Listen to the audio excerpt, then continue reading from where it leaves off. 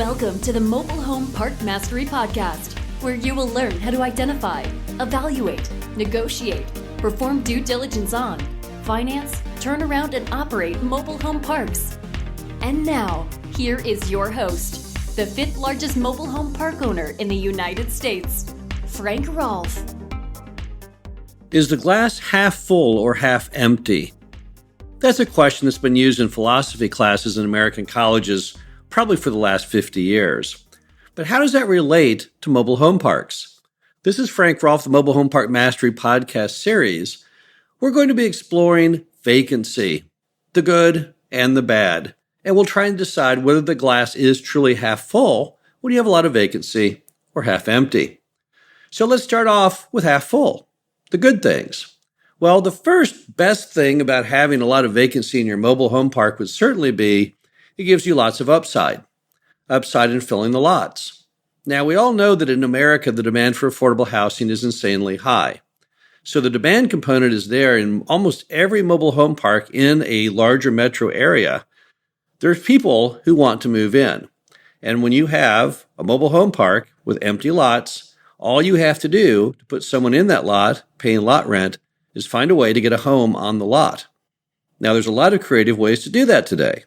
Our good friends over there at 21st Mortgage through the Cash program and other manufacturers as well have programs that allow the park owner to bring in homes that can be sold to the customers, and to do so with very little capital outlay. So if you have vacant lots, it makes complete sense you should be able to budget bringing homes in and then filling those homes, which then triggers getting the lot rent, which is the goal of all mobile home park owners. Another reason the glass may be half full is that you basically have the ability to hit current market rents faster when you've got vacant lots, because every home you bring in on that vacant lot, you can set to the actual market lot rent. As I've talked about many times, our lot rents in America are woefully low, insanely low. You can't make any sense of them low in many markets. Market lot rents can be $500 a month, yet mom and pops are only charging $200 in that very market. Now, it's really hard on the customers who are living there at $200 a month, even though it's insanely low.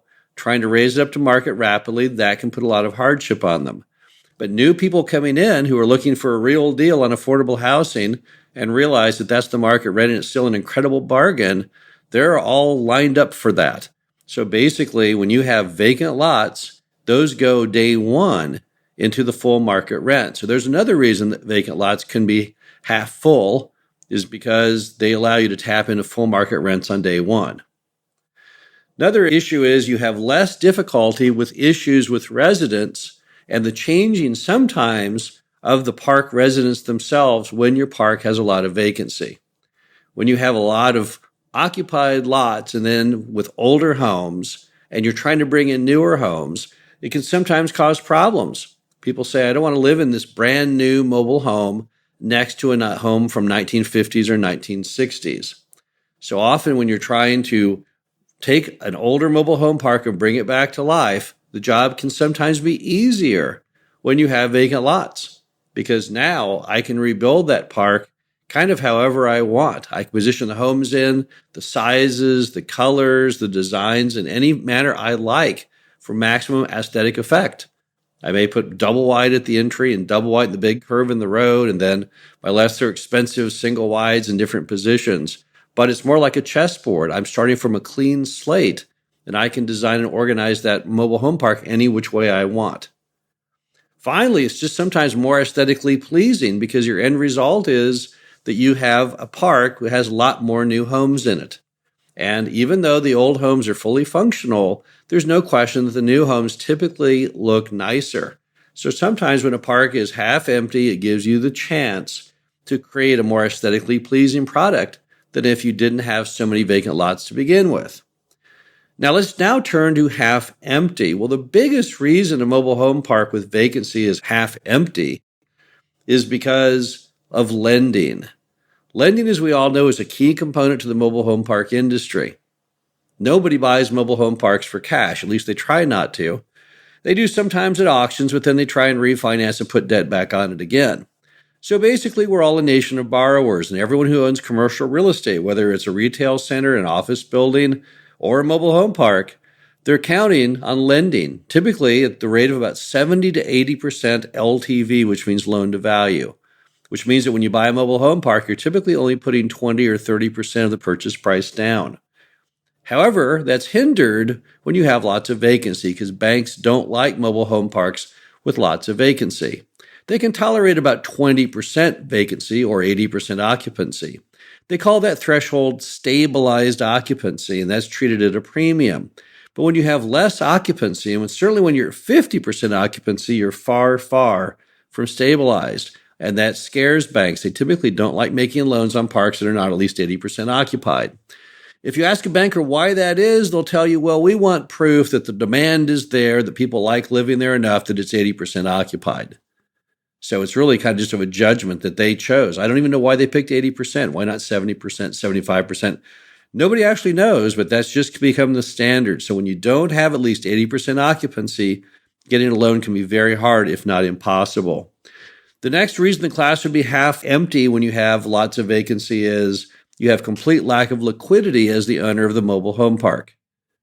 So when you have a park that is not at stabilized occupancy, which makes getting a loan very, very hard, that in fact makes it then very hard for you to ever sell it.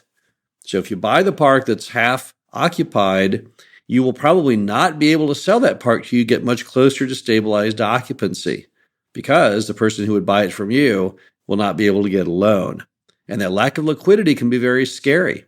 Imagine if you had a health issue or some other turnabout in your finances and wanted to sell the mobile home park quickly. Well, you'd be kind of stuck, right? Because you're not at stabilized occupancy, and therefore the pool of buyers who can pay cash would be very, very, very small. Another issue, a park with lots of vacancy might be half empty, is one that most people don't think about.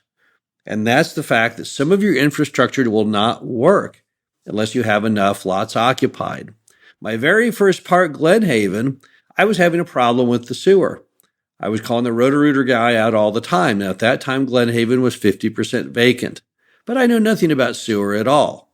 So one day the guy's out there with the Roto-Rooter machine, and I come over, and just to make conversation, I say, wow, I wish these pipes in Glenhaven were way bigger. I wouldn't have to call you so much. The guy looked at me and said, you have no knowledge of plumbing at all, do you? I said, well, I don't know. I'm just an average kind of American. I don't know that much. He goes, well, look, this is how plumbing works. When you have a sewer line, to make that sewer line work, that needs to have liquids in it about 50% up the sides all the time, because that's how everything that people flush down the toilet or put down their sink, that's how it floats out to the city's main line. But at Glenhaven, what was happening is, since I was only half occupied, I never had enough water flowing through the line to push things to the very end of the line. They would basically just fall in the line as solids and sit there. And there was never enough water pressure to dislodge them. That's why I was having Roto-Rooter come out all the time. The reason I'm telling you the story is when you have a park that's only half occupied, you clearly will not have enough water in the line as it was originally designed. That means the sewage will not flow efficiently and you'll have lots more repair calls. So there's another reason why your glass would be potentially half empty if you have a park with lots of vacancy. Final item is just simply the capital risk required and all the other things that can pop up when you're trying to fill a park that has heavy vacancy.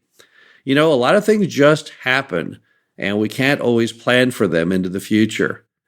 So when you take a park that's half empty and you start filling it, there's many variables at play, some that may not break your way. It's possible that the residents who come in, although they want to live there, they can't meet the guidelines on credit or down payment to buy the home. Or possibly the city gets irate at some point in the movie and tries to block you from using those vacant lots, even though under grandfather law they can't. They still throw down the gauntlet and say, no, you can't do it, and you may have to get in some kind of expensive, protracted legal situation to dislodge them from that thought. And basically, if you look at Sam Zell, the number one investor in the mobile home park sector, he has written an entire book called Am I Being Too Subtle, which analyzes risk versus reward. And the simple fact that you should never invest in something unless the reward far outweighs the risk. And when you buy a park that's half occupied, there's a lot of risk there. And that means you'll have to have a huge amount of reward. And sometimes the reward just doesn't justify the purchase. So if you're looking at buying a park that's half empty, you've got to make a lot of money with that. Or otherwise, you probably should not find that deal compelling enough to close. Now, in the half full and the half empty debate, is there a right or wrong answer? No. Every park is completely different. Mobile home parks are all like people. They have their own distinct personalities. So you can't just put it in a box. You can't simply say that every mobile home park that 50% or less occupancy should be thrown in the trash can and that no one should ever buy those deals, because that's simply not true. Some of our most profitable deals began as parks that were half empty.